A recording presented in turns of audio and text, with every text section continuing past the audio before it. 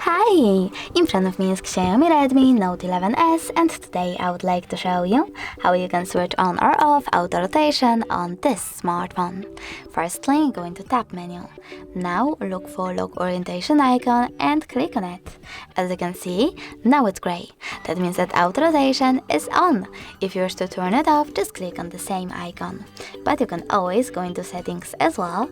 Scroll down, choose display, scroll all the way down and tap on the switcher next to auto rotate screen. If the switcher is gray, that means that auto rotation is disabled. If you wish to enable it, click on the same one. Thanks so much for watching. If you enjoyed this video, leave a like, comment and subscribe. Bye!